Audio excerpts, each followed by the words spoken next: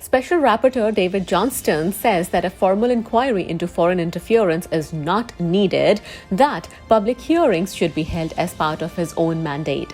Johnston said an inquiry could not be undertaken in public because of the sensitivity of the intelligence involved, and formal subpoena powers are not required for him to hold his own hearings with diaspora communities, academics, and political stakeholders. The former Governor General's initial report into foreign interference allegations found serious issues in how intelligence from security agencies was communicated to government, but did not identify any instances where the Prime Minister negligently failed to act on intelligence, advice, or recommendations. Let's listen in to what David Johnston said. Based on my review, I have reached 5 clear conclusions.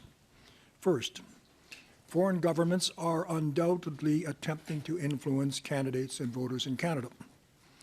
Foreign interference is a real and growing threat, and more remains to be done promptly to strengthen our capacity to detect, deter, and counter foreign interference in elections. Second, when viewed in full context with all of the relevant intelligence, several leaked materials that raised legitimate questions turn out to have been misconstrued in some media reporting, presumably because of the lack of this context. Third, I have identified serious shortcomings in the way intelligence is communicated and processed from security agencies through to government. Fourth, a further public process is required, but there should not and need not be a separate formal public inquiry. A public inquiry examining the leaked materials could not be undertaken in public, given the sensitivity of the intelligence. However, public hearings on the serious governance and policy issues identified to date should and will be held at the earliest possible date as part of the second phase of my mandate.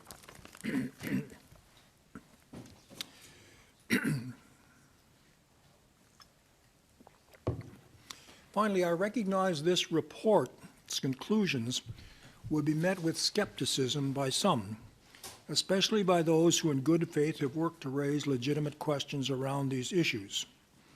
The challenge is this: what has allowed me to determine whether there has in fact been interference cannot be disclosed publicly. A public review of classified intelligence simply cannot be done.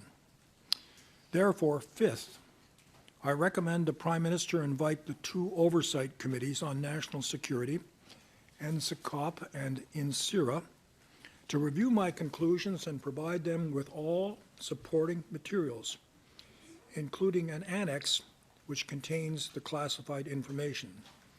If they disagree with my conclusions, they should say that.